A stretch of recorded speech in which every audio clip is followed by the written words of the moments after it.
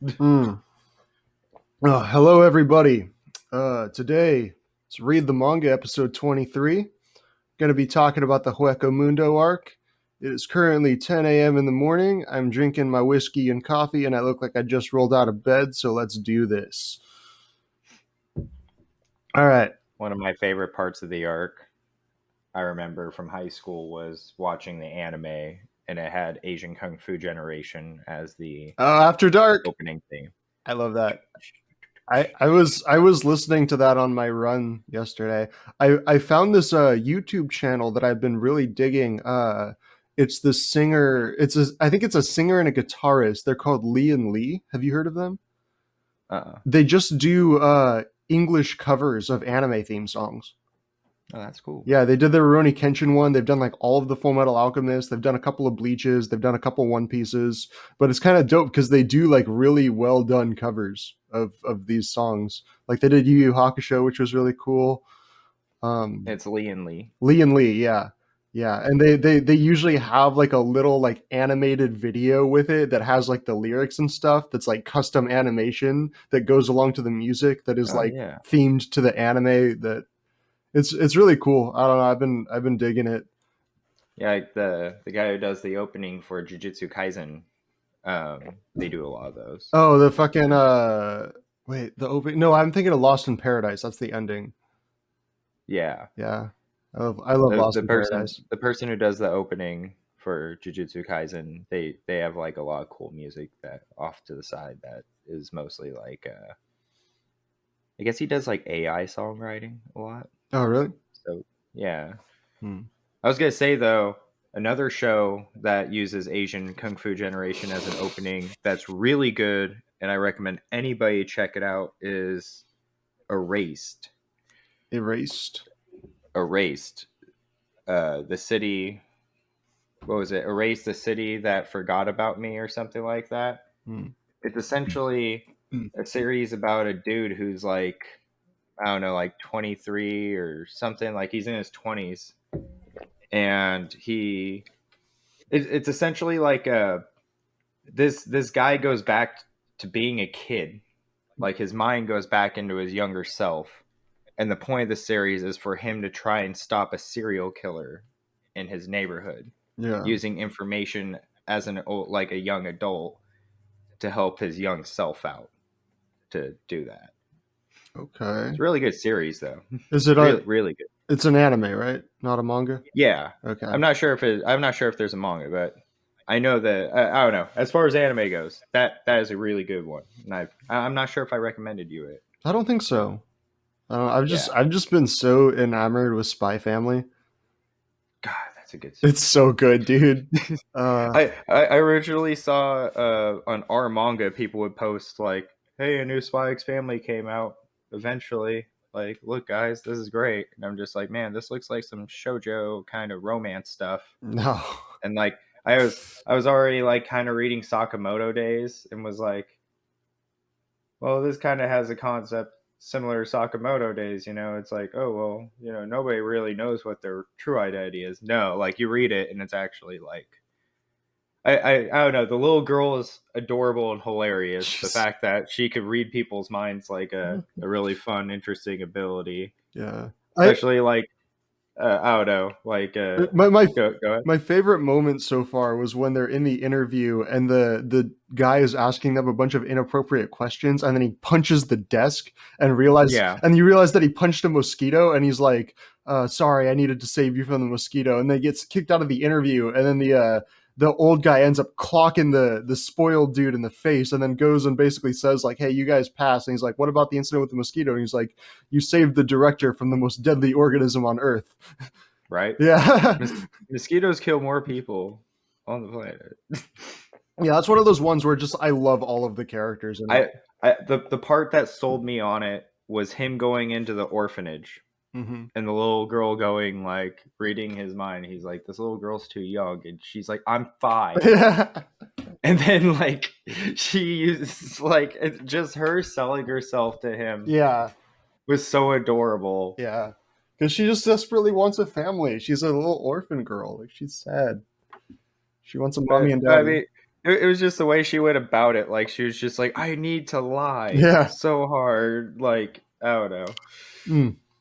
Okay. Because I don't know. Looking back at that scene, it's really funny because she had to try so hard to sell herself when like by the point we're at reading, like there's no question that the dude fucking loves her.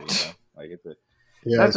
that's I don't know. That's why the series is great because it's like it's a lot of the emotional legwork gets done, and it doesn't feel like a cheat Yeah. for like family moments that they have. Yeah, it's very like naturally heartwarming. It's not it doesn't feel forced or cheesy. But speaking of not feeling forced or cheesy, um Today's episode is brought to you by Bleach. It's not as great as whatever Billy Mays was selling, but it will get the job done. okay, so my first question for the whole Hueco arc, wait, Hueco Mundo Arrancar arc. Sorry, it's still fucking early for me. But my question about it for you is, what was the most striking difference between this arc and the Soul Society arc for you? Like, what does Oda do differently in this arc that kind of separates it from the arcs that came before? Um, I feel like the art and the direction of the fights, like Mm-hmm. I think it was one of those things where the dude probably was watching his own anime Mm-hmm. and had an idea of how he wanted them to look animated.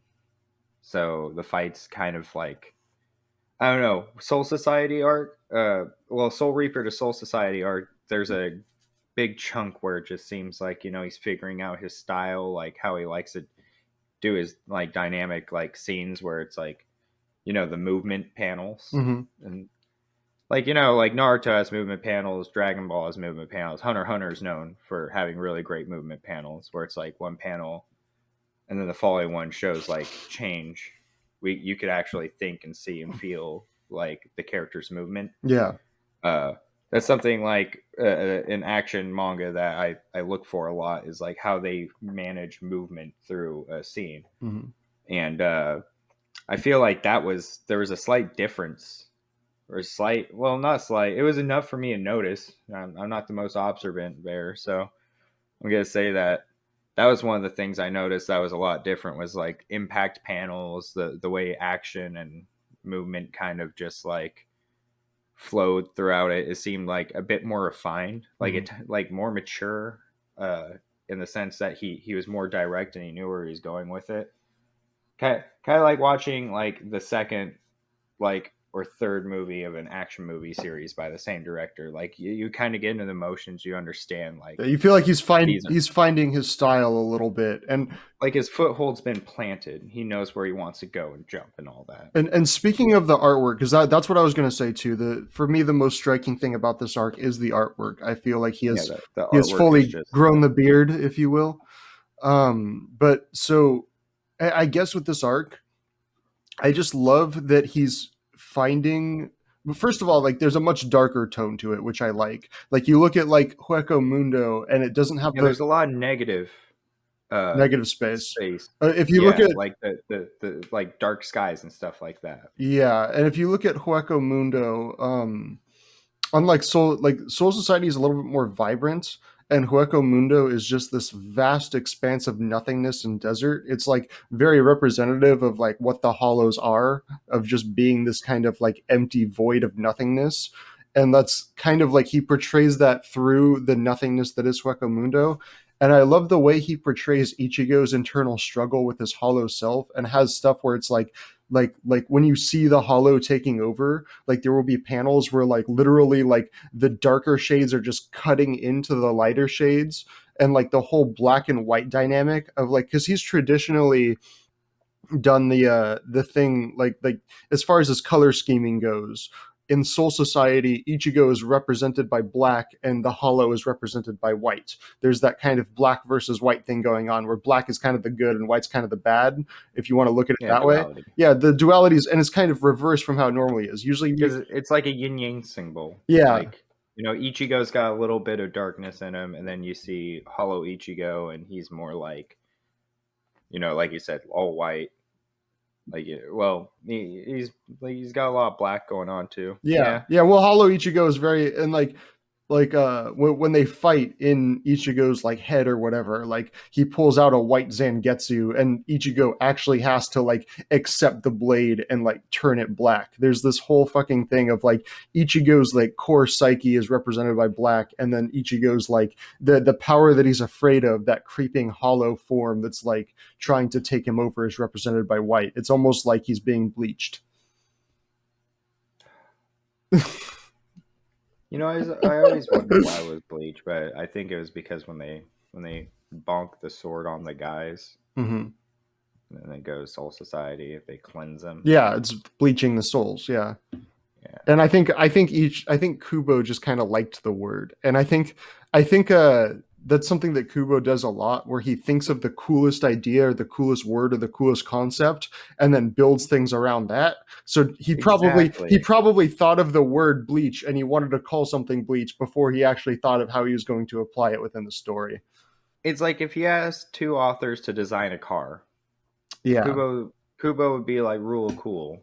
Yeah. Goes the whole way. Like Oda would probably have a Rule Cool car too, but it would be like a Dr. Seuss looking. Yeah, it would be a little bit sillier, but it would still be cool in its own way. Whereas like Kishimoto would design a Honda Civic, like it would just be an efficient car. It would just be a tofu shitbox. Tofu shitbox. Where did that come from? Initial D. He's really gonna take those quarters in a little tofu shitbox? I think I need to watch Initial D now. Dude, Initial D's the shit. Yeah.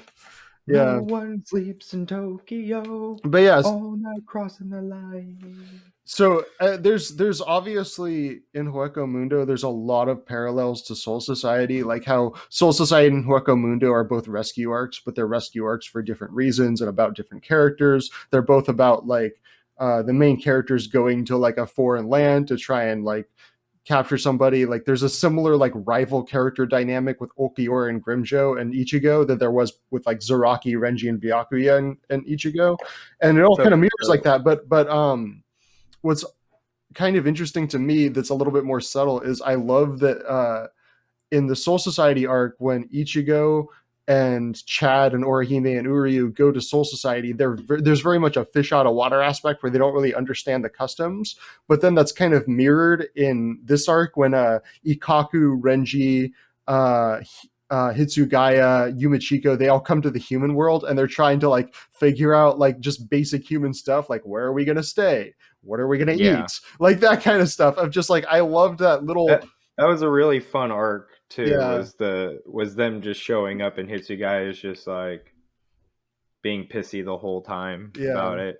And I love the whole sequence where Ikkaku and Yumichika are sitting there just talking, and Ikkaku's like, so I went to the store and I bought these packaged rice balls, and she says that they replace them 12 times a day. I don't think that girl's capable of rolling that many rice balls. There must be some other nefarious thing going on behind this. Oh, yeah. Like, just them trying to, like, figure out, like, how the human world works is just hilarious. Well, because like, that's something I've wondered is like, some people are just born in Soul Society. Like, they're just like, human world. Yeah, that place is weird. I've never been there. Mm-hmm. Oh, yeah, a lot of them die and come here, but I've never been.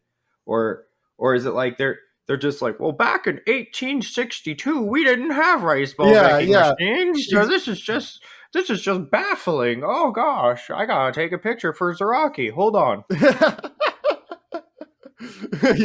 Yeah, I think it's probably that like either Ikkaku and Yumichiko were born in Soul Society and they don't know any better, or they probably originally died in like the 1800s or something. It bums me out because I after reading that I thought about like, what if the other captains were the ones that showed up, like Zaraki just being like wandering around like, I'm just gonna find strong people to fight. Yeah. And then he's just in jail the whole time, like. And then the fight scene with Ikkaku and Yumichika, where like Ikkaku stumbles upon Ichigo's friend. I can't even remember his name at this point, and it's just like, hey, if I kill this guy for you, will you give me a place to stay? And the guy's just like, what the hell is going on? And he ends up dragging a wounded Ikkaku and Yumichika back to his house, hoping that his sister will turn them down. And then his sister's just like, yeah, of course they can stay. Oh, he's hot. Yeah. That's honestly because like Ikaku fit like the kind of like Jotaro like Bancho thing, like the whole like I'm like a gangster kind of dude, yeah. like you know, He's got that kind of I vibe. guess Like he's probably a Yakuza if you just saw him on the street, like this bald, scary looking dude. still makes me wonder though, like what the fuck happens when Ichigo dies? Like he's fighting, he gets stabbed, like fuck you, and then he dies, and then he's just in Soul Society, like Just as a all regular right, soul. yeah, like all right, let's go. Like I'll Uh, just go back. Wow, what happened to my body? Oh well, it's been mutilated. Fix it. I'll use it as a gi guy. Okay. yeah, I don't think I'm ready to go down that rabbit hole. I don't think this was my biggest criticism of Bleach since high school. Kubo's world makes absolutely no sense. Like You die and you are poor and in cowboy times. Like yes, what the fuck? Like yeah, that would like be like if they make an explicit point in the most recent chapter they put out. Like they're like, oh, we finally got television in Soul Society, and I'm just like, damn, that must suck. Like you're like mhm. you spend your entire life being a game developer, you die of overexhaustion, you wake up, and people are like, oh hey bud, you hungry and exhausted? Yeah, it's heaven.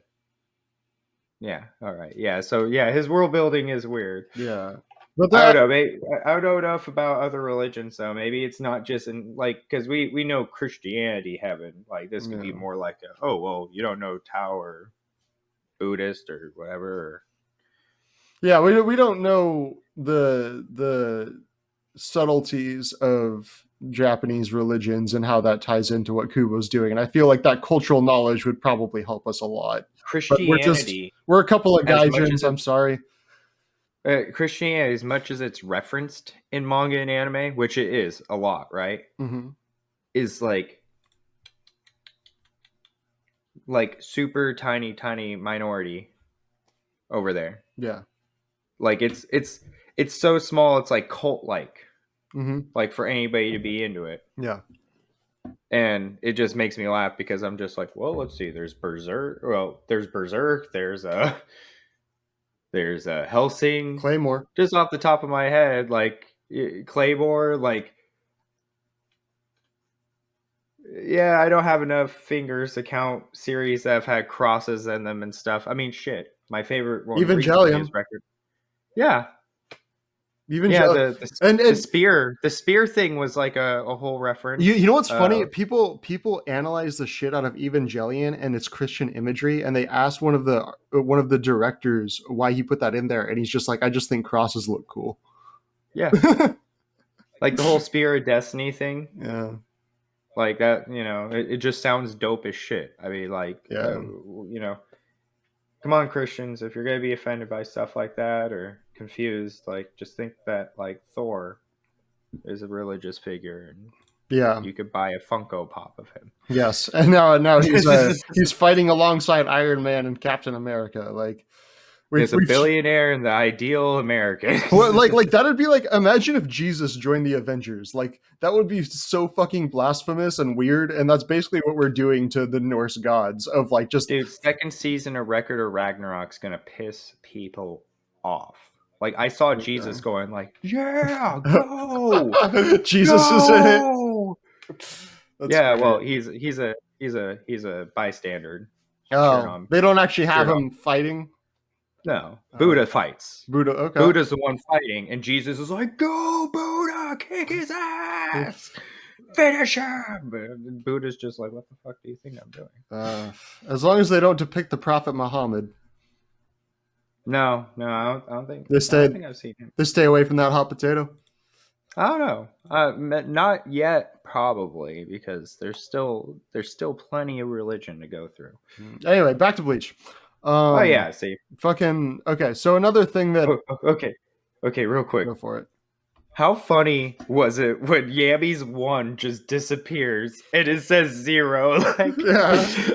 I'm sorry. I want to talk about like we talked about like the movement, the advancement of the writing, and I'm just like sitting there, and he's just like, "Y'all thought I was number 10? You're stupid. I'm number 0." And people like, I don't know, like, well, yeah, and like I feel like Kubo makes it pretty clear that the Espada rankings don't mean much. Like it was super like it was Dragon Ball Z Namek level, like, oh, I'm stronger than him. I'm stronger than him. Like it yeah, doesn't matter at the end of the day. but You it's have like Frieza versus Goku, so but you have like Ichigo versus Aizen. But like I think that was kind of the point. Like Yami, the first guy that you get introduced to, essentially, who you think is like, after this whole list of like, well, they're the 10 blades. He's number 10, so he's like the weakest one, right? yeah, the weakest of the And then it, strongest.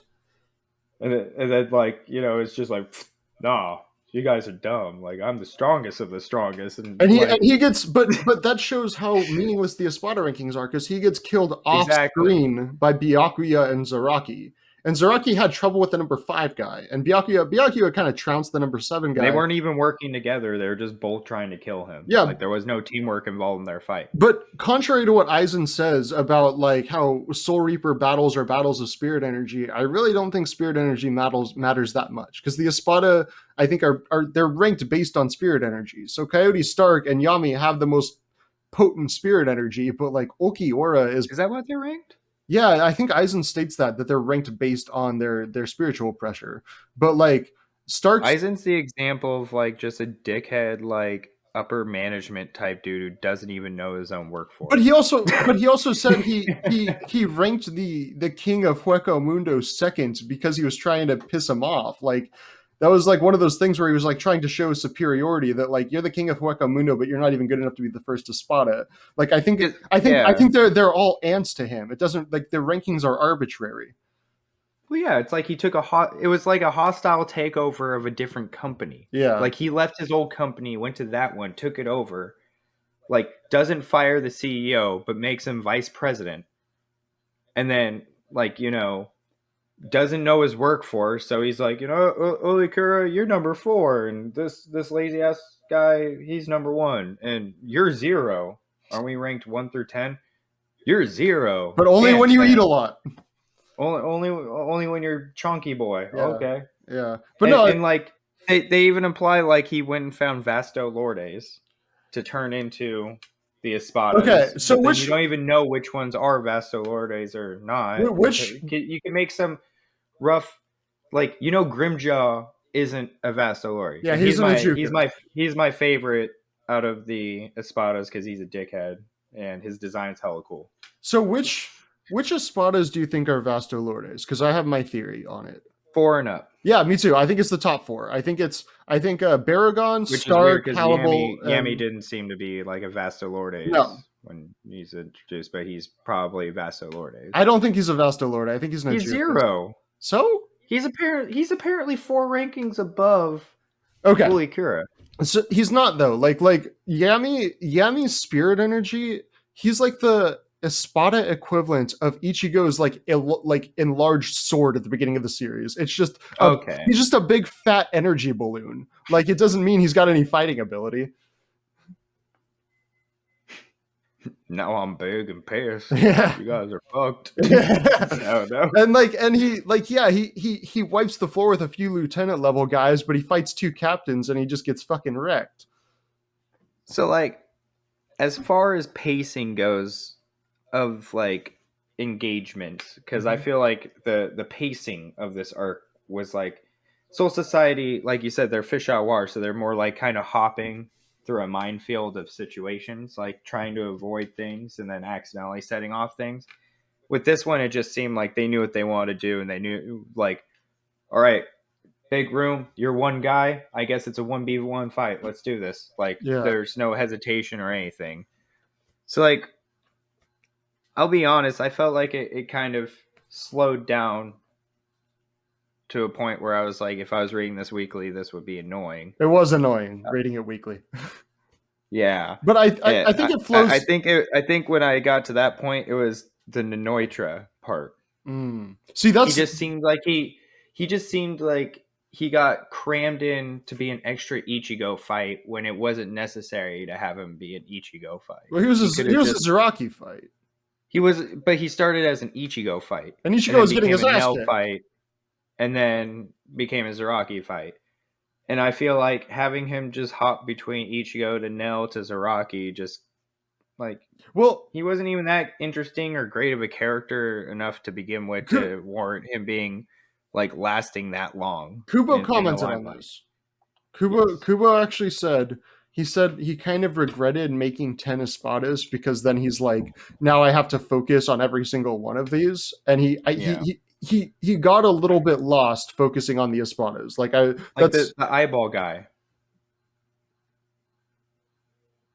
Oh, who fought Byakuya? Yeah, that guy.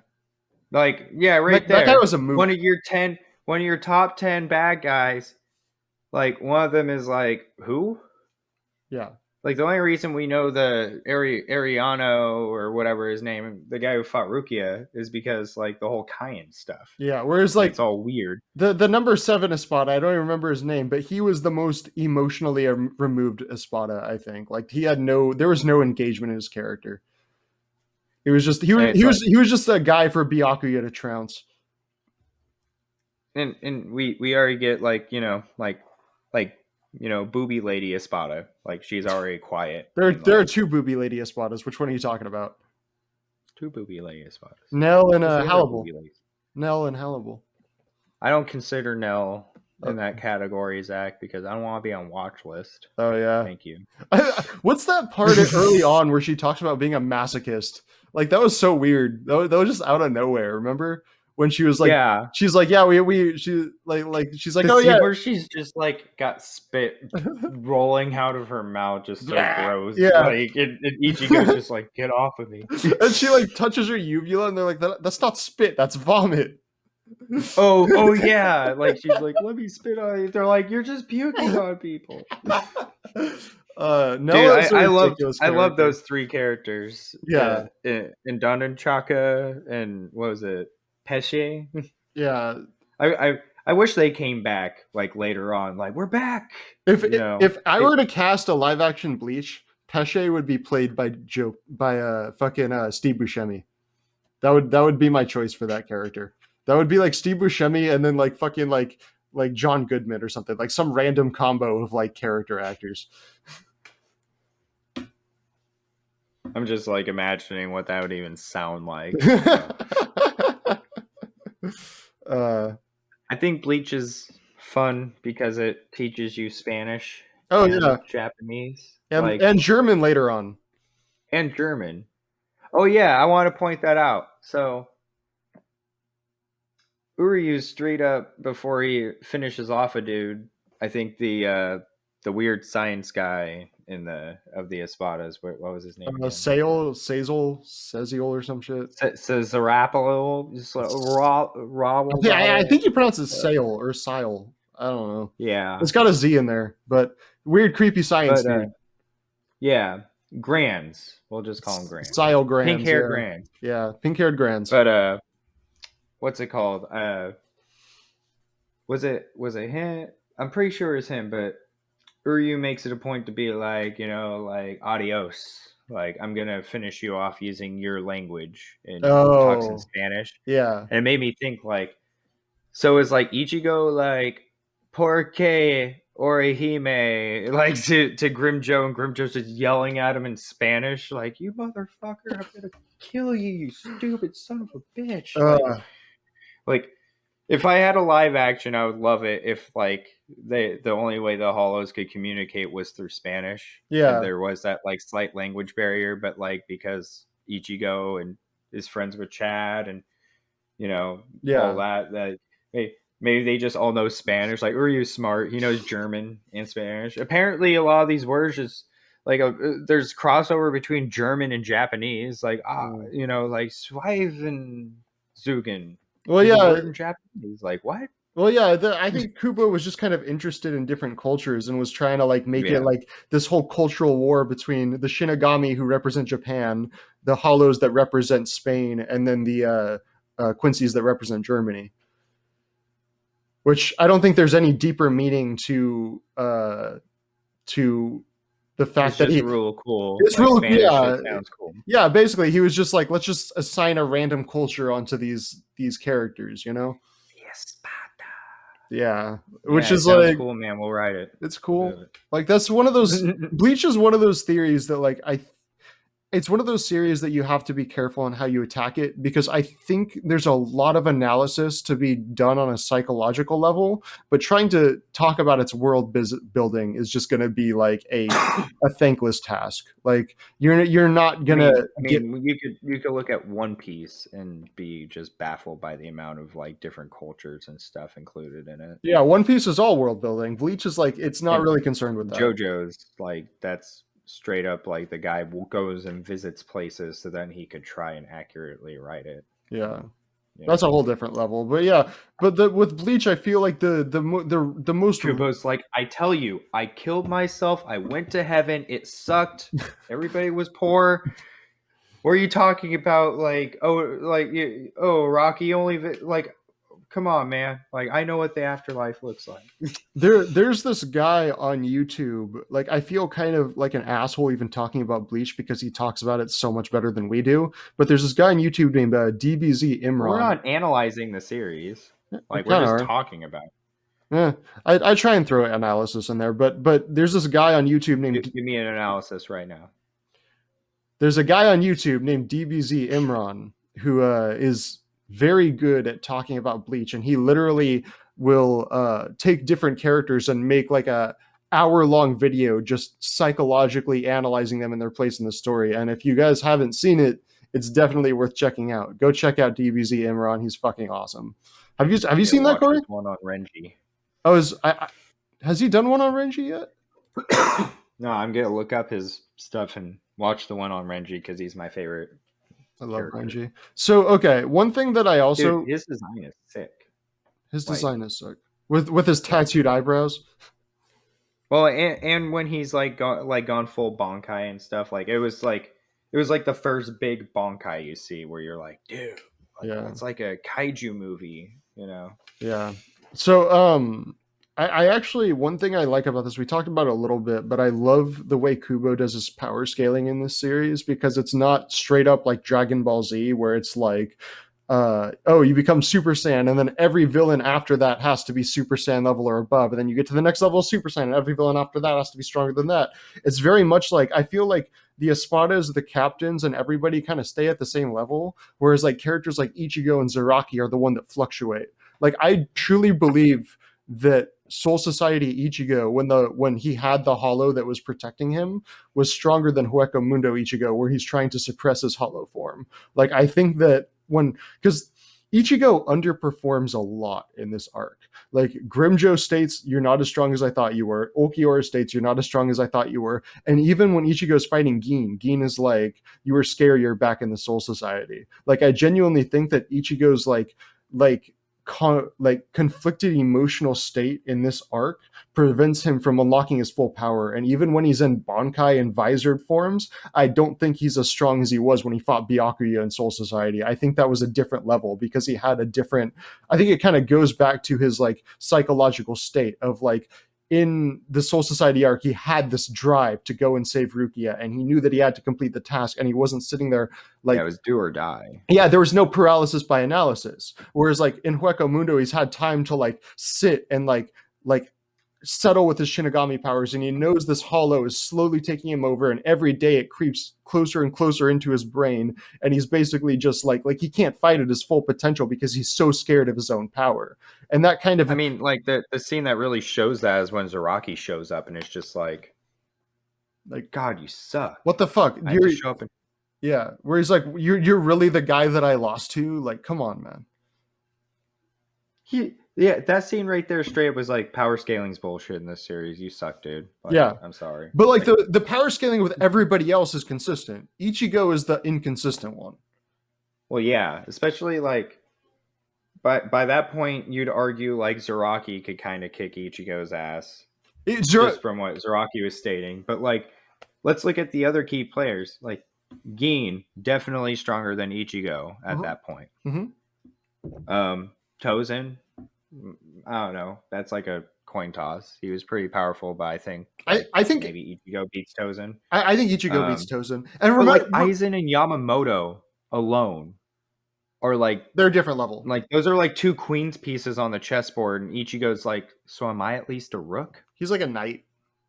Yeah, he can move in weird ways, but like, remember what Uri said at the very beginning when he and Shad confront those first two hollows, where he says matchups matter. We have to, like, I'm used to fighting the same guys, so I'm not fighting this hollow the way I should be. Let's switch opponents because they're more suited to our styles. Whereas, like, I feel like the Soul Society, when they sent the captains out there, they matched the captains with the espada that would most benefit their style. Like, Mayuri went out. They wouldn't send Mayuri against Neutra, but they sent him against Sale, or Sale Grands, where it's like, okay, two mad scientists. Mayuri isn't very good at like physical attacks, but he's good at these sneaky like poisons and shit. He should fight this guy, whereas Byakuya should fight the eye guy, and Zaraki should fight the dude that's just a fucking tank, and just have the two tanks fight each other. Like, I feel like Soul Society's game plan with sending the captains out was very well thought out, rather than just like Ichigo running in and just being like, I'm gonna fight all the Espada. Like, there's certain guys that Ichigo would not match up well with. Like, I don't think Ichigo would have been able to defeat Baragon. Like, Baragon was beaten because fucking the chubby dude was so good at Hado and such a good game planner that he was able to figure out a hack to defeat Baragon's power. Whereas like Ichigo's just like, I don't think Ichigo would know what to do. Tensho you till you are dead. Yeah. Dude, it just dies before it hits me. I will beat you because I need to for plot. Yeah, and I think that's something that like people don't realize about Bleach. That was a whole team battle. Yeah, that was a team battle. Like, he was a boss in an RPG for that. Like, yeah, like it took Soifon, her vice captain, and the ex Hado Corpse. Yeah, whatever his name is, I can't remember. The big tubby guy. Yeah, he's our chonky healing bro. Yeah, my good Shinigami. I like.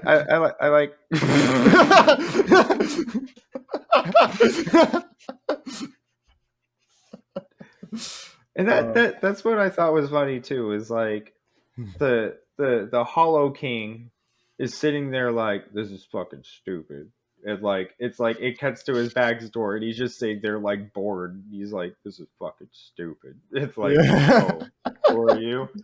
Hi, I'm Aizen. Could you look at my sword? Thanks.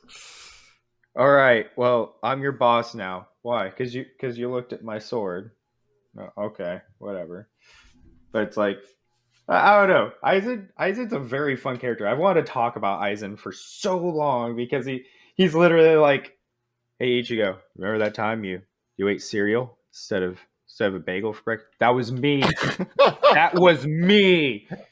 Like, apparently apparently Aizen is Kubo because he's literally like, hey Rukia, everything you've ever done is things like, I wonder if he wasn't really. You want to argue like he probably was just trying to get in their head. He wasn't really to blame for absolutely everything. But like Don Kanoji, was that planned? It turns out when your sword got stuck in the ceiling, I had to manipulate your perception of the ceiling. So made it lower, so your sword would get stuck and make you have to team up with Don Kanoji of all people. Don Kanoji was Aizen Zanpakuto. That's why when they confront each other, it's just so heart-wrenching later on. Like, what are you doing around? Like, I would have loved that too. Like, Don Kanoji shows up and he's just like, I've been working with Aizen this whole time. You guys are all fucking casuals. You didn't even suspect me. Like, by this point, you should suspect anybody. I love how he does show up and kind of tries to fight at the end. Like, he's at least powerful. Yeah, he's like a Hercule. Yeah, yeah. But like, I really like Don Kanoji. That dude is awesome. Yeah, he actually cares and wants to try and help. Yeah, he's a good person. He's just misguided. Yeah, like that was another kind of slow part for me, was like trying to get the human significance again. Like, Ichigo's friends are just kind of running around while Aizen briskly walks around being like, I've won. Yeah, just like, so this is strutting. What it looks like to walk in a modern Japanese neighborhood. Like, you think he'd be walking around like, But So what's that? And Gein's like, that's a street light.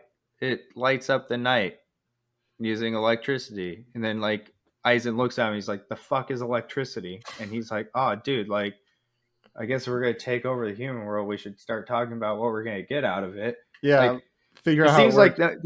they absolutely have no care or wanting for anything that our world has to offer, Well, and it's Corey, just hilarious. I want to respond to the point you made about the humans because there was a point when I was reading it weekly when they were doing the whole fake Karakura Town thing, and Karakura Town was literally relocated to Soul Society. That like they're all battling, and I had this thought of like, We'll take the well, town and push it out of the way. but I had this thought where I'm like, how weird must this be for like Tatsuki and all the human characters in Karakura Town? And then sure enough, they show like what's going on there, and like I just love when Tatsuki's being carried off, and like she's like, that blonde girl's got the same robes as Ichigo. She's really hot. Ichigo didn't tell me he knew somebody that hot. Like just that was her Oh fucking yeah, thought. about Rangiku. Rangiku, yeah. And like it's just like I just feel like compared to the beginning, it just shows like how out of depth the human characters are by this point in the story.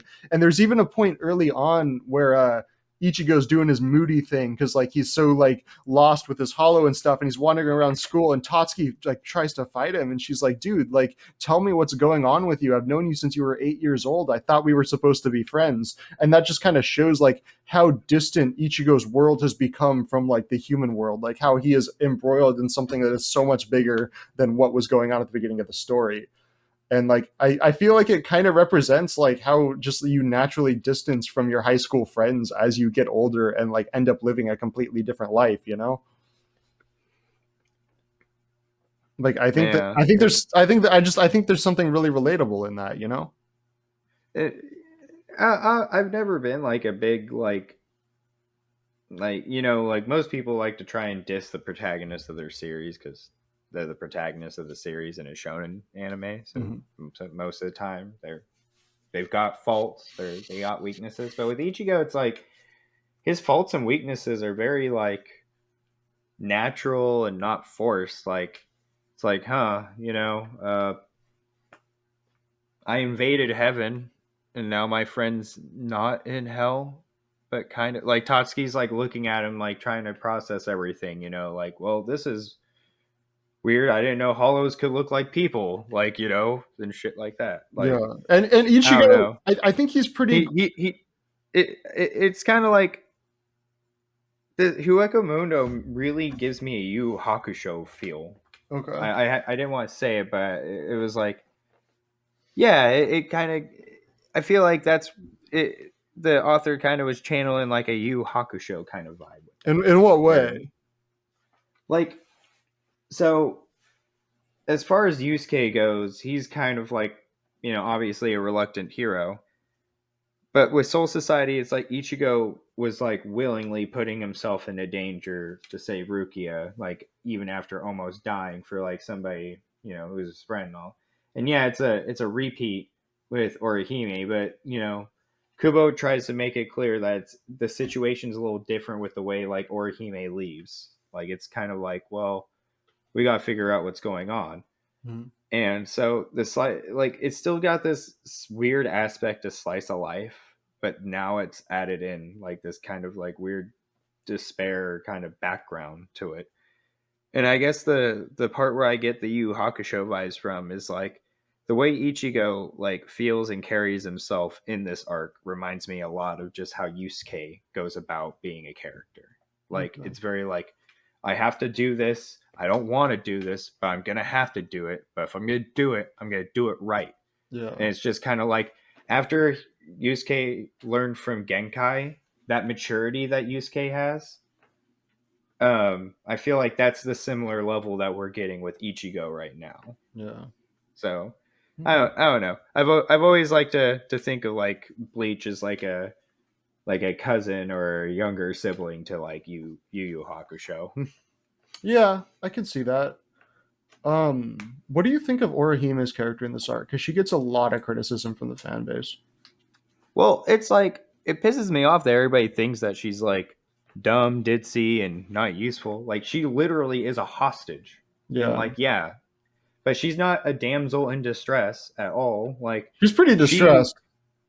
well, yeah, but she's not. She's not like, oh, woe is me. I'm just gonna wait for the guy who's got a wiener and a sword to save me. Like she's she leaves under her own volition. So right there, everybody going like, I don't like her character in this arc. She's just like trying to be the new Rukia. Like one, everybody who has a problem with that originally wanted Rukia and Ichigo to ship, which is dumb. Like, you know. Well, even Two, Orihime is like jealous of Rukia, where she. but I mean, it's one of those things where like I'm not even getting into I think shipping is so dumb because it's like, you know, it's one of those things where people focus way too hard on it. Okay. But it's like especially like there's romance manga. Like we've both read Love Hina. So, like as far as like kind of the dynamics in romance manga goes, to make it romantic, to make it compelling, like it's one of those things where you can't just get pissed off. But that's why I think a lot of people dissed Orihime was because they were like Rukia fanboys and girls and whatever. But it's like here's what I want to point out that was pretty cool about her. She was told that if she didn't leave, her friends would die. She decides to leave. Like she makes every decision she made, even though like Eisen was like, "Oh, I did it that way," so she thought she was making the decision. Like the fact that she thought she was making the decisions anyways, and still followed through to do like essentially what would be like what Ichigo would do, which would be like, "Well, I'm not going to fight back because these people are powerful and they're threatening my friend, so I just got to follow along and get this done." And it's like she the way she handles when like Grimjo comes in, like that whole situation where those two girls were like picking on her and being assholes to her, and like she still goes out of her way to try and help them.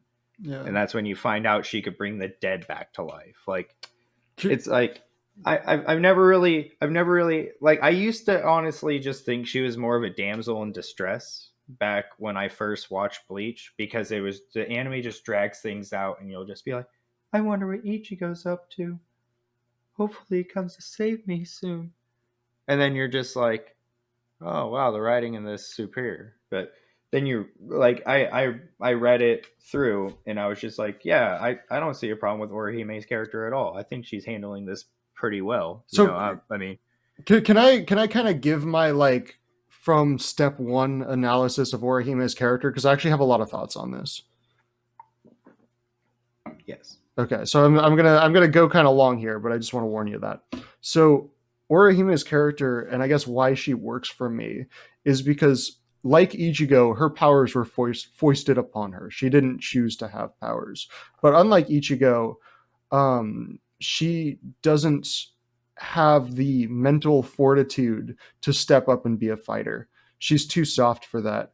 And I mostly just feel bad for her for essentially, like, imagine if Totsuki got powers. Like, Totsuki would have been a much better ally because she could actually go out and fight, and she has that drive and that willingness to be a fighter. But just it just so happened that it was Orihime, the softest one of their group, that had to get these powers, and she just is too mentally weak for battle. We saw that in the Soul Society arc, and we definitely see that in Hueco Mundo, where she just can't handle it. She can't handle the sight of death. She can't handle people in pain. She can't handle people dying, and that's why her power is to undo phenomena, to undo people dying and getting hurt, and that's why Aizen thinks she's so powerful, but she doesn't have that mental fortitude to use her powers to their full potential because she is so mentally weak. And I don't think it should be required that she is strong. I think it is okay for her to be weak. I don't think she asked to be in the situation. I think she was just kind of forced to be in it, and she's trying her best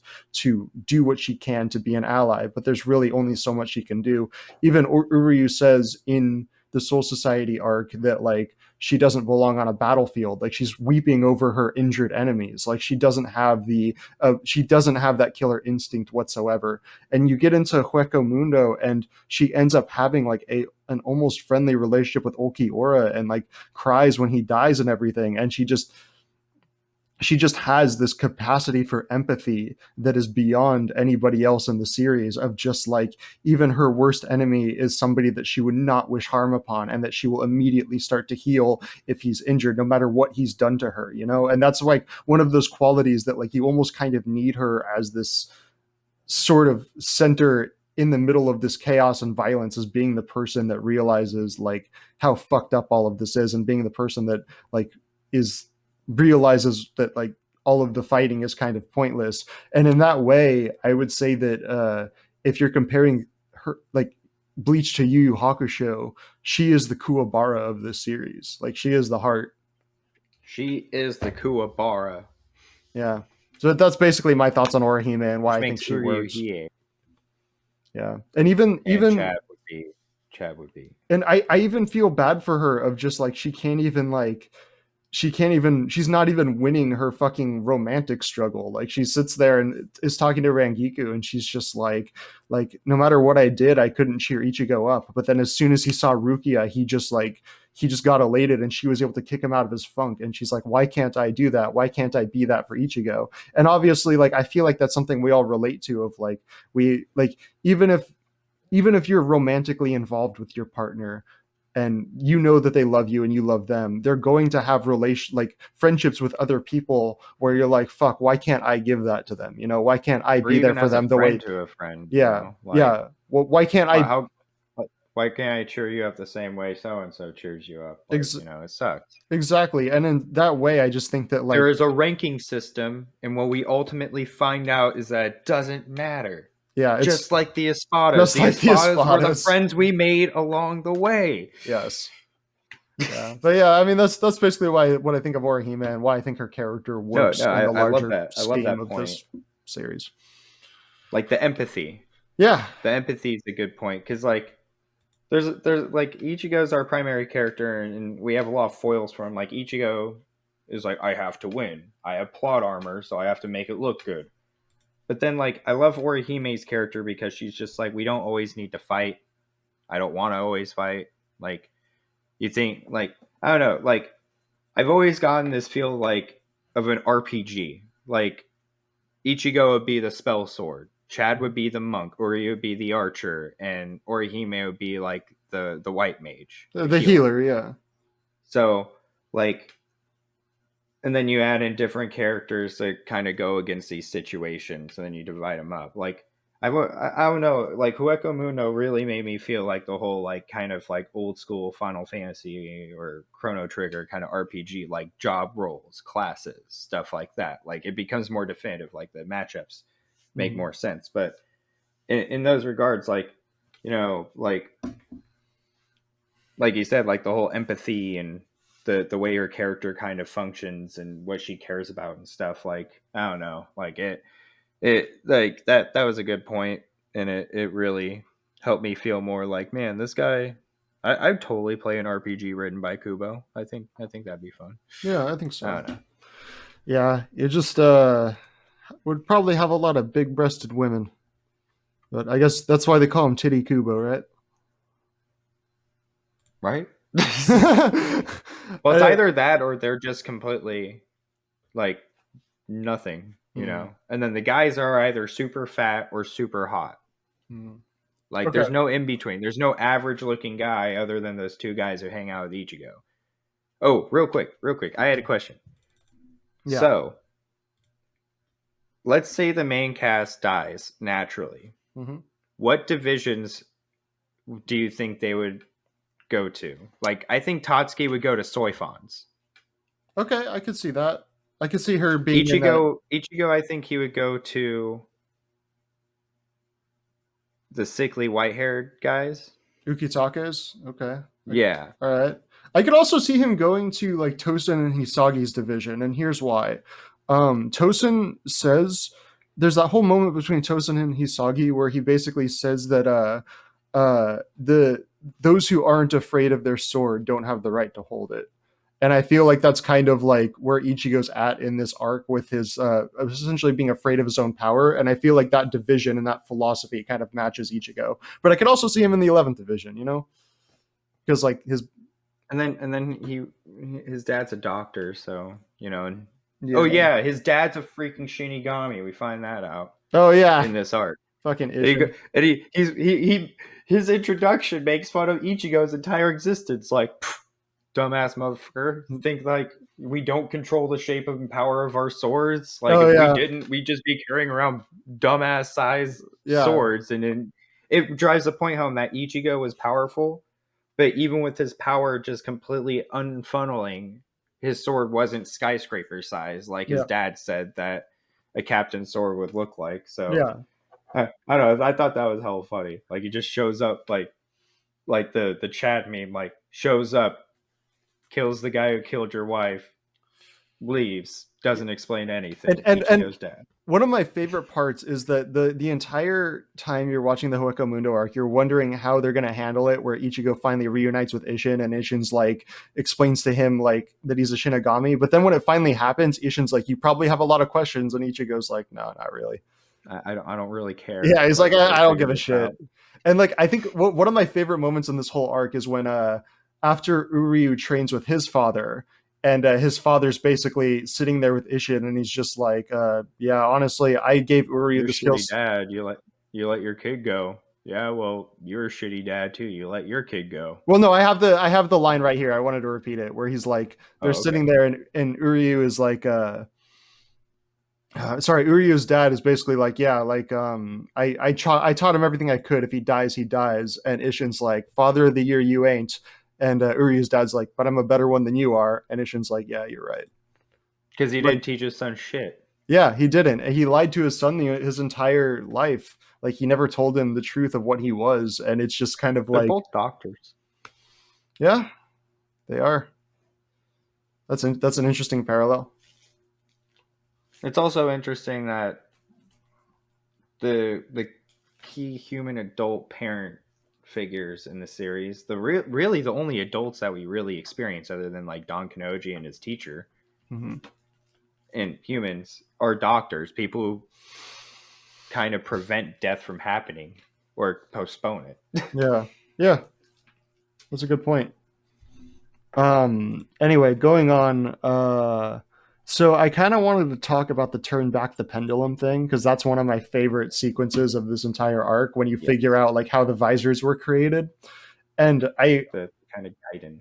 What? Like a Gaiden? Yeah. Kind of like how they did like a Kakashi flashback in Naruto. Like, it's cool to get that backstory. Yeah, because like up until that point, we'd been waiting the entire time to see how the visors fit in and how they got their powers and how they know like the Soul Society. And that just like, it kind of shows that like the Soul Society fucked them over a little bit, where they essentially got kicked out for having a disease.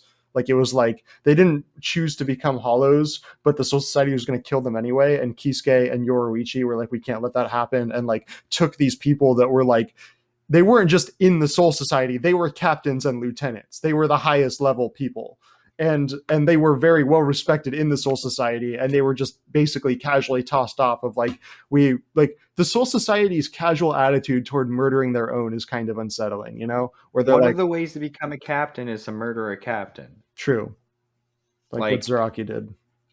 Yeah, like at the end of the day, like Yamamoto is who makes the rules and stuff. Well, the central force. But if you by this point we understand like these are rules that he's completely fine with, and he's like totally cool with his captains killing each other if it means that he gets stronger captains out of it. Yeah. But Maryu is one of the guys we saw from perspective, a dude who enlisted to be a Soul Reaper, running and blowing up for freaking his captain. Like, and there's a very gray area on the morality of like what they're willing. Like, it's like a military complex. Like, they have healers and people who are altruistic about like their role in the divisions and all that. But then like Yamamoto looks the other way for people like Zaraki and Kurasuchi, And the Mayuri situation also just makes me question Kisuke Urahara's morality, because like he's chaotic good, but like the reason that Mayuri is a thing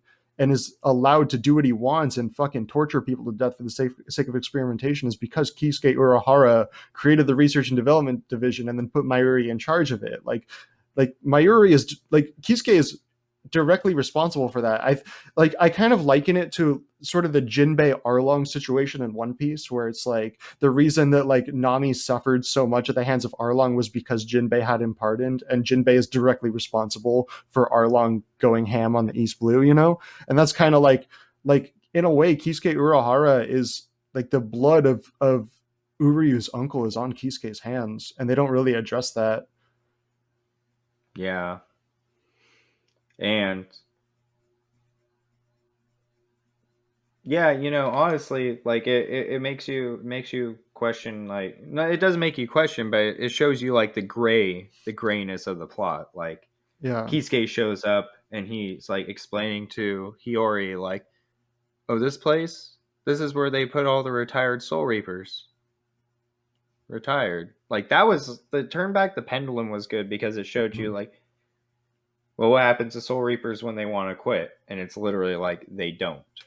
Yeah. Well, You can't stop being. You either go to that holding place where Kisuke keeps all the retired Soul Reapers, or you're dead. Well, that wasn't retired. Or you just work. That wasn't retired Soul Reapers. That was undesirables. That was people that like the. No, he said anybody. He asked her specifically. He's like, "Have you ever seen a Soul Reaper retire?" And she said, "No." Oh yeah. And he's like, okay, now I know what you're talking about. That's because if they decide to stop working, they come here. And she's like, because she asked what these people do, and he's like, they're just Soul Reapers that don't want to be Soul Reapers anymore. Yeah. And it's like, it kind of feels like even with how rigid the nature of Soul Society is, they still don't have everything quite figured out. They like don't. They remind me. They remind me a lot of like how the Jedi were portrayed in the prequel movies, of like this very like rigidly structured traditional society that doesn't really have everything figured out and is often wrong, but doesn't have the flexibility to admit when they're wrong. Like it would be like with the Visored. It would be like if you had a group of Jedi that got like corrupted by the dark side, but they're still good they're still Jedi at the end of the day. Like they still want to be good, but the order was like, nah, y'all touch the bad stuff, you gotta go. Exactly. Like, and that was such a flaw in Soul Society's thinking, to just abandon these people, whereas like at least Kisuke Urahara was like, we can teach them to control their powers. Their personalities aren't fundamentally changed. It's still the same old Shinji, you know, like.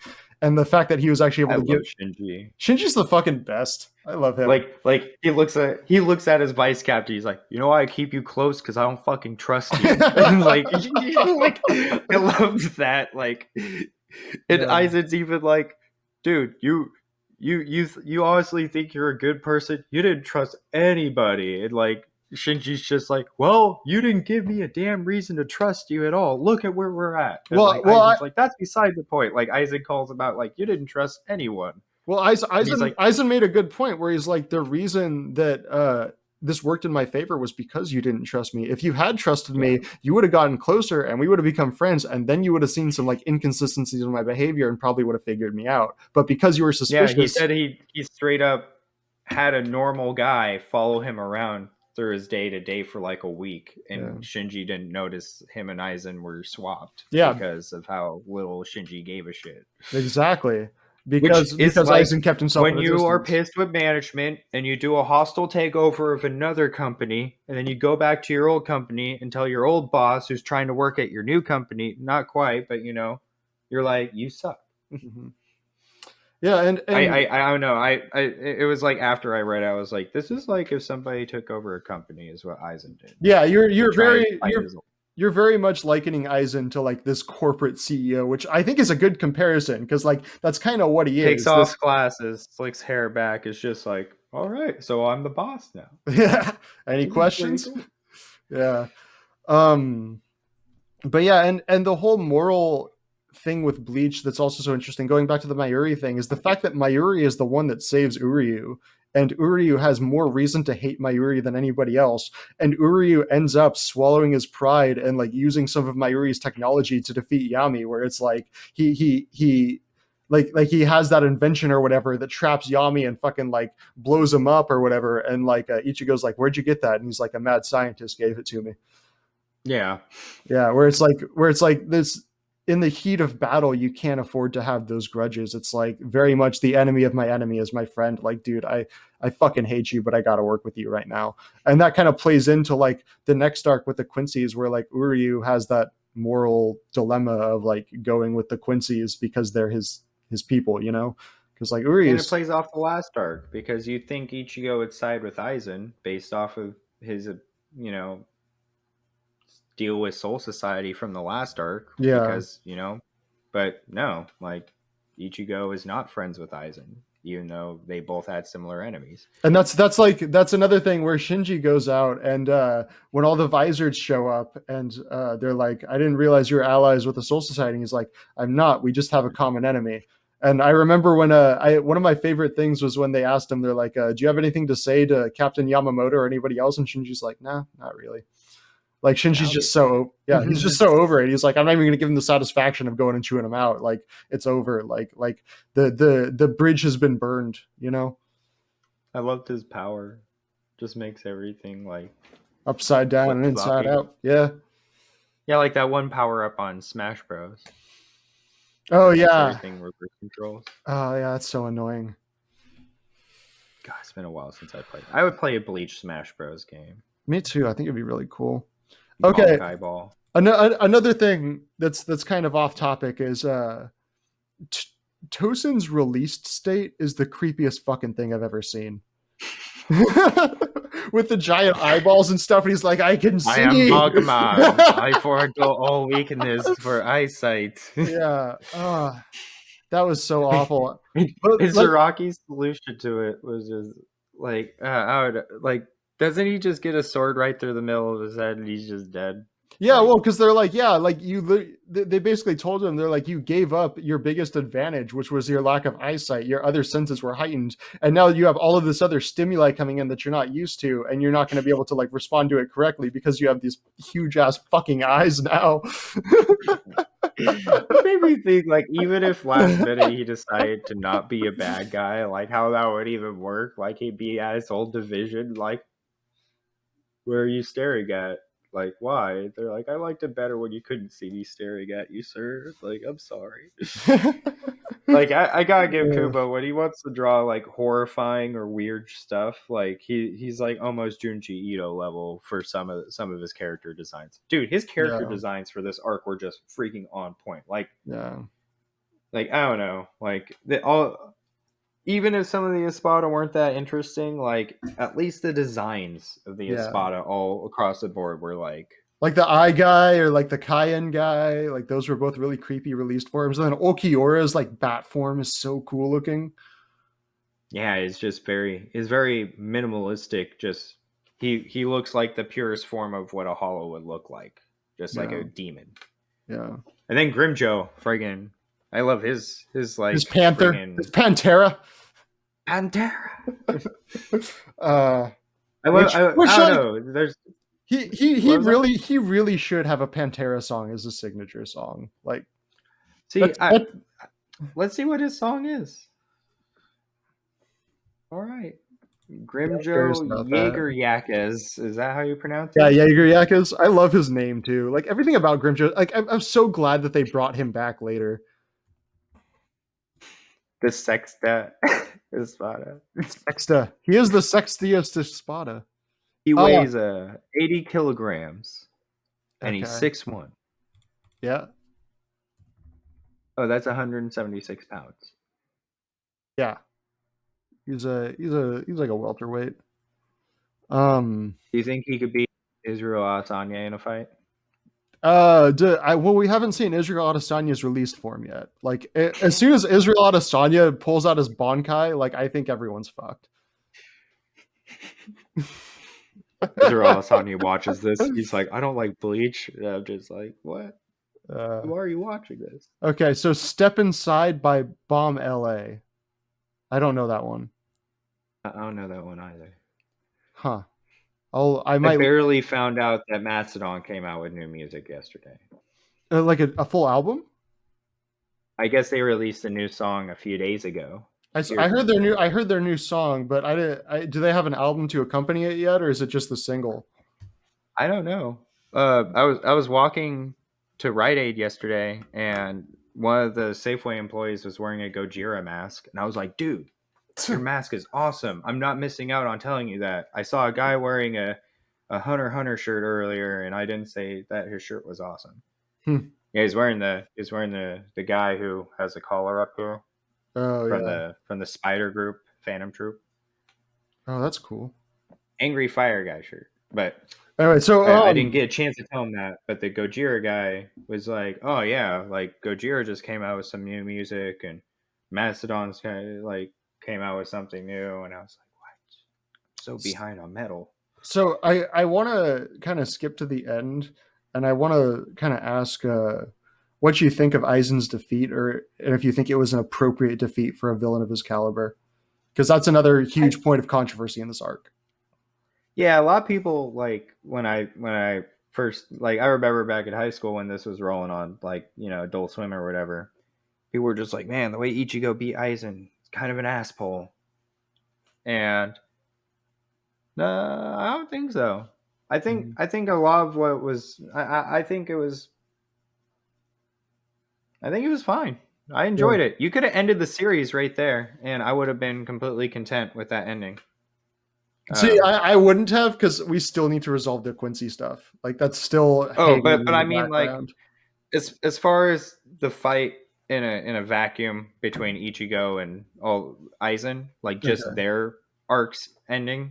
Okay, I didn't see a problem with it. So here's why I think it works, and why like I think it's the perfect ending for a character like Aizen, because I feel like one, Ichigo comes out and uses the Getsuga Tensho, and his expression is just so like, I'm fucking over this. Like he almost feels the same fatigue that the audience feels. Like, let's just fucking end this. It's bored. Like, yeah, it's just like, dude, come on. Like this has been going on way too long.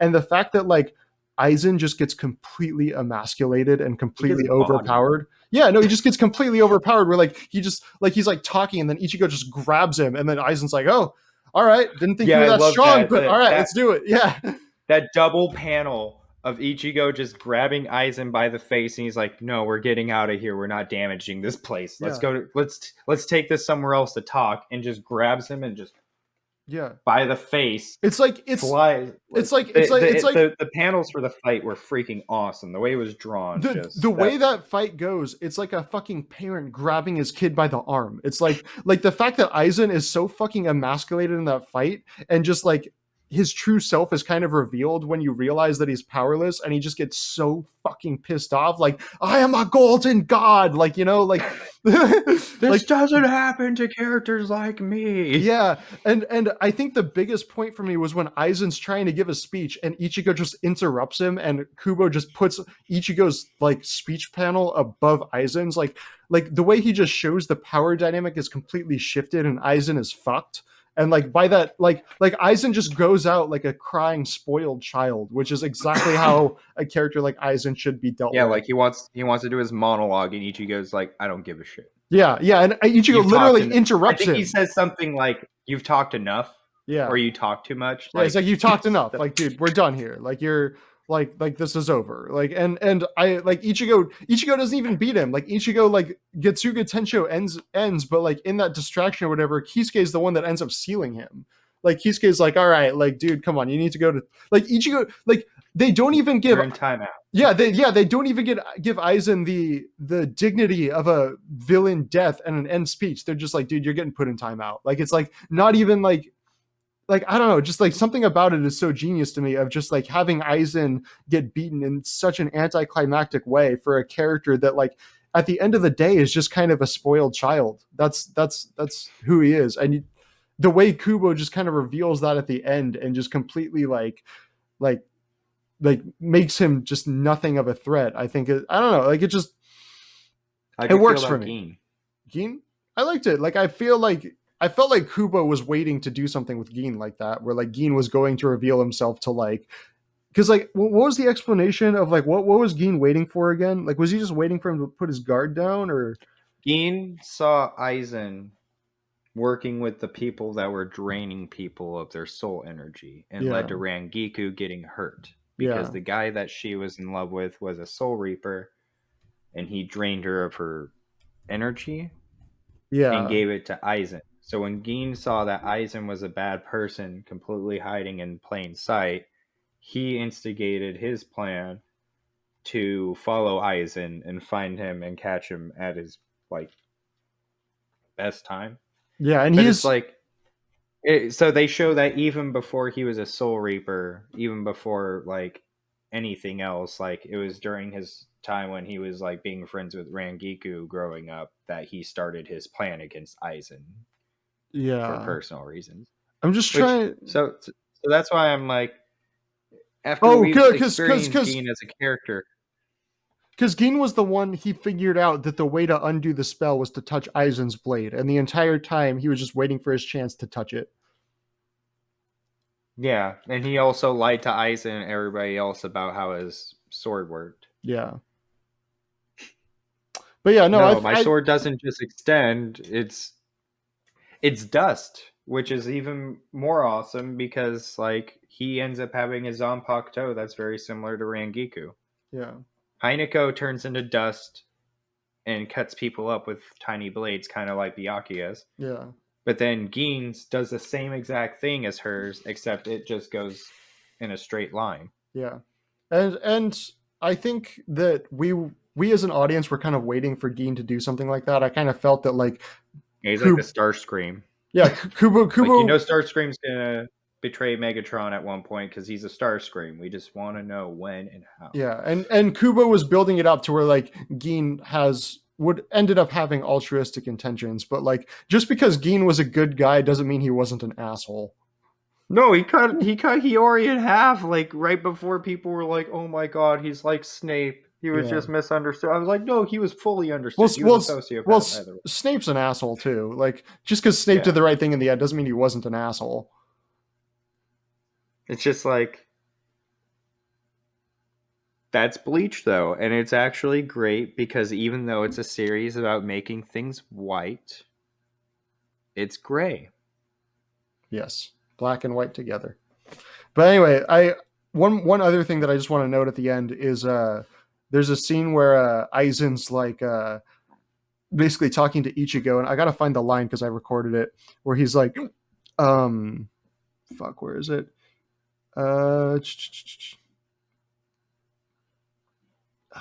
Fuck. He's like, you were born special because you're both human and then it gets cut off, and like he was about to say Quincy, right? Like that was the tease for the next arc. Yeah, I was gonna say, I think he was gonna tell him that. Yeah, like, that he was built different. He built weird. Yeah. Like he was gonna reveal that he was a Quincy, but then Kubo decided to cap that and save it for the next arc. And there's also when he mentions the Soul King, where he's like, why are you working for that? Like he yells at Kisuke and he's like, why does somebody of your intelligence stick to the status quo? Why are you still working for that guy? And he refers to the Soul King, and we don't really realize the importance of the Soul King until later. There's just a bunch of little stuff. You find out that it's kind of like a Lucifer thing. Like Aizen was like a golden boy and he was going up against like head honcho of heaven kind of deal. He's like, I just need to go kill God really quick. But yeah, okay, another funny part, this is just probably my last thing that I want to get in, when Ikaku is fighting one of the Arrancar, and he's basically like the Arrancar is basically like, you better pray to your god or some stuff, and he's like, wait, who would I pray to? And he's like, whatever, it's not important. I'll pray to your god. And I feel like that's a funny joke on how like the Soul Reapers are literally gods of death. So who would they pray to? But I think that's also like a good illustration of their mentality, that like they have gotten a little too big for their britches. Like they have kind of seen themselves as gods. And that's kind of like Aizen is the epitome of that Soul Reaper mentality of like seeing himself above all. Like the Soul Reapers are kind of narcissistic. And I feel like that's what that line was kind of trying to point out. Like they're almost like being undone by their own hubris. And I feel like Yamamoto has that too. And Aizen has it to this crazy extent. But I feel like Aizen is like very much the epitome of like that mentality that the Shinigamis have, that they're sitting there living in their fancy society above everybody else. And they are in control of death and they are above everyone, basically. Like, I don't know. I feel like Aizen is like just the ultimate version of like that Soul Reaper narcissism. Ikaku's like anti-Aizen. Like he's like, who is in charge? Honestly, like where would I go when I die? Like I don't give a shit. Yeah. Anyway, is there any other points that you want to make on the Hueco Mundo arc? I mean, we talked about how we like the art, we like the character designs. We talked about different scenario situations that we enjoyed. Aizen apparently planned everything up until that point. That's or at least he says he did. Yeah. And we get even more of his plans in the next arc. So that day that you wanted, your dad came in and kicked you in the face, and you had to eat a sandwich for lunch that day. That was all me. But yeah, I would have loved if he was about to say like that time you accidentally in your own face that, and then Ichigo's just like take this battle elsewhere. Honestly, you could probably rewrite the panels and make it change Let's the make context that into there. A meme. It'll be Aizen trying to reveal that he did something. Yeah, and then Ichigo just grabbing his face. Anyway, so that's been the Hueco Mundo arc. It's been a long one. Next week we're coming back. We're gonna do the Fullbring arc and the 1,000-Year Blood War arc in one episode. So that might be even longer than this. So get ready for that. That might be next week. That might be 2 weeks from now, just whenever we can get around to doing it. Until next time, be sure to watch the Bleach anime, but more importantly, read the manga. And you could check out the movies too. Now that you've gotten to this point in the episode, you could watch the Hellverse movie. And that is not too bad. I watched it. It was pretty interesting. All right.